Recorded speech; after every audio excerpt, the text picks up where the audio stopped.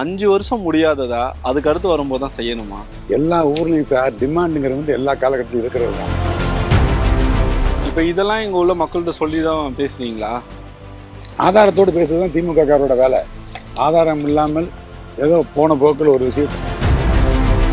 Next time நான் அடுத்த 5 வருஷம் கழிச்சு உங்களை மீட் பண்ணும்போது இதெல்லாம் செஞ்சு முடிச்சிருவீங்களா? நீங்கள் 5 வருஷம் கழிச்சு மீட் பண்ணும்போது இந்த ஊரை வந்து பூரா பச்சை பசேர்ன்னு இருக்கும். ஏஐல இல்லை சார், அது வந்து ஏஐயில் ஒரு ஸ்டிக்கர் ஓட்டுறது அதெல்லாம் எங்கள் வேலை இல்லை, அது யாரோட வேலை இல்லை. கடந்த 5 வருடங்கள்ல இந்த ஊர் எம்எல்ஏ எதுவுமே பெற்றுக் கொடுக்கல, இந்த அரசாங்கம் இந்த பகுதி மக்களே கண்டுக்கவே இல்லைன்னா அதிமுக வேட்பாளர் பரமசிவம் ஒரு குற்றச்சாட்டை முன்வைக்கிறாரு. அவர் எல்லாத்தையும் அப்படித்தான் சொல்லுவார். கடந்த 5 ஆண்டுகளில் எங்கள் சட்டமன்ற உறுப்பினர் மிக அருமையாக செயல்பட்டார், எல்லாமே செஞ்சு கொடுத்துட்டாரு, எல்லாம் வேணுங்கிற செஞ்சாரு. அவர் வந்து மதிப்பீட்டுக்குழு தலைவராக இருந்ததுனால இவ்வளோ இளைஞர்கள் ஸ்பெசிஃபிக்கா உங்ககிட்ட சொல்ற விஷயங்கள் அப்படின்னு எது இருக்கா? ஒருவேளை என்கிட்ட மட்டும் தான் இந்த மாதிரியான கோரிக்கைகளை முன்வைக்கிறாங்களா?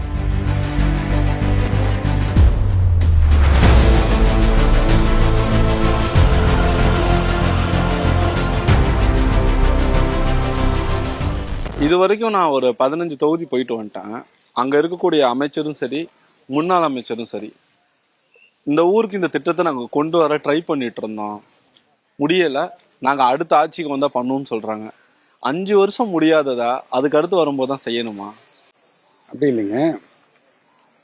5 வருஷமா இது வந்து 5550 மிகப்பெரிய திட்டம். அது உங்களுக்கு தெரியும்.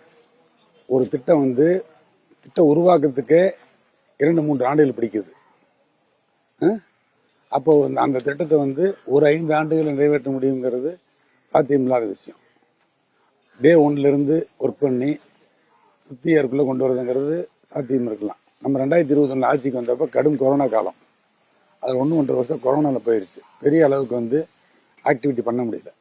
2023 நம்ம தொடர்ந்து பேசி தான் 2023 சட்டமன்றத்தில் நீர்வளத்துறை அமைச்சர் அறிவிக்கிறார். அது ஜியோ ஆகிறது 3 மாதம் ஆகுது. 2023 6ஆம் மாதம் ஜியோ ஆகுது. நான் ஜியோ காட்டுறேன் உங்களுக்கு. 2023 ஜியோ காட்டுறேன். இதானுங்க இந்த ஜியோ இருக்கு. ஜியோ நம்பர் 12 27/6/2023.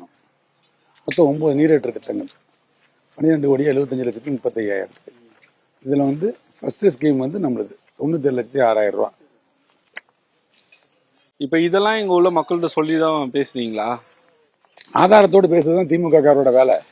ஆதாரம் இல்லாமல் ஏதோ போன போக்கில் ஒரு விஷயத்தை தெளிச்சு விட்டு போக மாட்டோம். நாங்கள் தலைவர் கலைஞர் வழி வந்தவர்கள் 97,06,000 ரூபா இது பண்ணி ரகு கன்ஸ்ட்ரக்ஷனுக்கு டெண்டர் கொடுத்துருக்காங்க. அது இதில் இருக்கு. அந்த இதில் அது கொடுங்க. இது வந்து இந்த அரசு கொடுத்த அறிக்கை. இந்த இதில் இது வந்து இதுதான் வந்து 5,555 கோடி எல்லாமே போட்டிருக்காங்க. இது என்னங்க இந்த இதில் வந்து எந்தெந்த டிஸ்ட்ரிக்ட்னா? கரூர், திண்டுக்கல் 2 டிஸ்ட்ரிக்ட். நம்ம ஊரில் நீங்கள் கேட்குற வேலையில்லா பிரச்சனை எதுவுமே எல்லாமே கிடையாது. நெக்ஸ்ட் டைம் நான் அடுத்த 5 வருஷம் கழிச்சு உங்களை மீட் பண்ணும்போது இதெல்லாம் செஞ்சு முடிச்சிருவீங்களா? நீங்கள் 5 வருஷம் கழிச்சு மீட் பண்ணும்போது இந்த ஊரை வந்து பூரா பச்சை பசேர்ன்னு இருக்கும். ஏஐல இல்லைல்ல சார், அது வந்து ஏஐயில் ஒரு ஸ்டிக்கர் ஓட்டுறது அதெல்லாம் எங்கள் வேலை இல்லை, அது யாரோட வேலைன்னு சொல்ல விரும்பல. கடந்த 5 வருடங்கள்ல இந்த பகுதியில் இருக்கக்கூடிய விவசாயிகளுக்கு இந்த ஊர் எம்எல்ஏ எதுவுமே பெற்றுக் கொடுக்கல, இந்த அரசாங்கம் இந்த பகுதி மக்களே கண்டுக்கவே இல்லைன்னா அதிமுக வேட்பாளர் பரமசிவம் ஒரு குற்றச்சாட்டை முன்வைக்கிறாரு. அவர் வந்துங்க எல்லாமே பொய் குற்றச்சாட்டுன்னு சொல்லுவார். இந்த காவேரி நீர் விவகாரத்தில் அவங்களோட ஆட்சி 2016-21 இருந்தப்ப ஆட்சி முடியும் தருவாயில் ஒரு முறை சட்டமன்றத்தில் பேசிட்டு 110 விதியின் கீழ் அறிவிக்கிறாங்க. 110 விதியில் உங்களுக்கு தெரியும் எத்தனையோ திட்டங்கள் அறிவிக்கலாம். 110 விதியின் கீழ் அறிவிச்ச திட்டங்கள் பூரா நடவடிக்கை வந்துருச்சா? நான் உங்களை கேட்குறேன், வந்துருச்சானு கேட்குறேன். 110 விதியின் கீழ் அறிவிச்சா மட்டும் பத்தாது, ஜியோ ஆகணும். சரிங்களா? அவர் ஜியோவை காட்டவே இன்னைக்கு வரைக்கும். 110 அறிவிச்சாருன்னு பேட்டி கொடுக்குறாரு. 110 அறிவிச்சு ஜியோ ஆகி நிதி ஒதுக்கீடு செஞ்சு அந்த ஜியோ ஆகி அந்த நிதியை டெண்டர் விட்டு அந்த டெண்டர் அது எடுத்தவங்க ஃபுல்லாக டீட்டெயில் ரிப்போர்ட் எடுத்து அதை அரசுக்கு சப்மிட் பண்ணதுக்கு அப்புறம் தான் அரசு நிதி ஒதுக்கீட்டை பற்றி திங்க் பண்ணுவாங்க. இவர் ஒரு 110 விதியில் அறிவிச்சதை வச்சுக்கிட்டு நான் கொண்டு வந்துட்டேன்னு பிரச்சாரம் பண்றாரு. அவர் எல்லாத்தையும் அப்படிதான் சொல்லுவாரு. அவர் எதிர்கட்சிக்காரர், இப்ப நாங்களை பாராட்டுற செய்வாரு. கிராமப்புற பெண்களுக்கு என்ன மாதிரியான வாக்குறுதிகளை நீங்க முன்வைச்சு பிரச்சாரத்தை மேற்கொண்டு வரீங்க? மகளிர் உரிமை தொகை 1000 ரூபாய்ங்கிறது பெரிய சூப்பர் திட்டம் எங்களுடைய கவர்மெண்ட்ல. அது 2000 ரூபாய் கொடுக்க போறோம். இப்போ இந்த கிராமங்கள் நிறைந்த பகுதி, இங்கே வந்து சுய வேலை வாய்ப்பை உருவாக்குறதுக்கான திட்டங்கள் உருவாக்கும்னு சொல்லி பிரச்சாரம் பண்றோம். ஓகே, கடந்த வருடங்களில் இருந்த எம்எல்ஏ இதெல்லாம் எங்களுக்கு செஞ்சு கொடுக்கல, நீங்க வின் பண்ணாவது இதெல்லாம் செஞ்சு கொடுங்கன்னு மக்கள் உங்கள்கிட்ட சொல்றாங்க அப்படின்னா என்ன மாதிரியான விஷயங்கள் முன்வைக்கிறாங்க? எந்த விஷயமே சொல்லல. கடந்த 5 ஆண்டுகளில் எங்கள் சட்டமன்ற உறுப்பினர் மிக அருமையாக செயல்பட்டார். எல்லாமே செஞ்சு கொடுத்துட்டாரு. எல்லாம் வேணுங்கிற செஞ்சாரு. அவர் வந்து மதிப்பீட்டு குழு தலைவராக இருந்ததுனால நிறைய திட்டங்களை அரசிடம் கோரி பெற்றார்.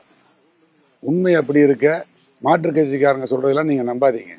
அப்படிலாம் எதுவும் இல்லை. மக்கள் தெளிவா இருக்கிறாங்க. மக்கள் தெளிவாக இருக்கிறார்கள்.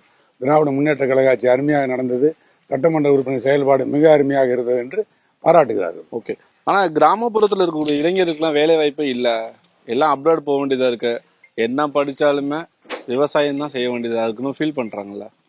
அப்படி ஃபீலிங்ல இல்லை சார். எல்லா ஊர்லயும் சார் டிமாண்டுங்கிறது வந்து எல்லா காலகட்டத்திலும் இருக்கிறது தான். நீங்க எல்லாமே ஃபுல்ஃபில் ஆயிருமா? எப்பவுமே ஃபுல்ஃபில் ஆகாது.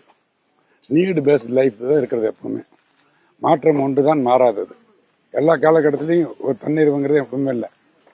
5 இலக்கு வச்சு அடைஞ்சிட்டோம்னா அடுத்து 10 இலக்கு 15 இலக்குன்னு போயிட்டே தான் இருக்கும். அதனால எல்லா காலத்திலையும் தேவைக்கேற்ப வேலை வாய்ப்புகள் உருவாயிட்டே தான் இருக்கும். ஓகே, இங்க உள்ள இளைஞர்கள் ஸ்பெசிஃபிக்கா உங்ககிட்ட சொல்ற விஷயங்கள் அப்படின்னு எது இருக்கா? ஒருவேளை என்கிட்ட மட்டும் தான் இந்த மாதிரியான கோரிக்கைகளை முன்வைக்கிறாங்களா? இது செய்யல அது செய்யல? இல்லை அதெல்லாம் இல்லைங்க. நீங்க வந்து மொத்த ஒரு இடத்துல வந்து ஒரு இளைஞர் இருக்காங்கன்னா 10 பேர் நிக்கிறாங்கன்னா ஒருத்தர்கிட்ட போய் கேட்டீங்கன்னா ஒருத்தர் அந்த குறையை சொன்னாருன்னா 10 பேர் அதே குறையை சொல்லுவாங்க. நீங்க அதை 10ஆ கணக்கெடுக்கக்கூடாது, 1ஆத்தையும் கணக்கெடுக்கணும். புரியுதுங்களா? நீங்க 10 இடத்துல போய் கேட்டு பாருங்க, 9 இடத்துல நிறைகள் சொல்லுவாங்க இந்த கவர்மெண்ட் பத்தி. ரொம்ப பிஸியான ஸ்கெடியூல்ல எங்களுக்காக நேரம் எனக்கு ரொம்ப நன்றி. யாரை வெற்றி பெற வைக்க போறாங்கிறத பொறுத்து பார்க்கலாம். மகிழ்ச்சி சார். Thank you sir.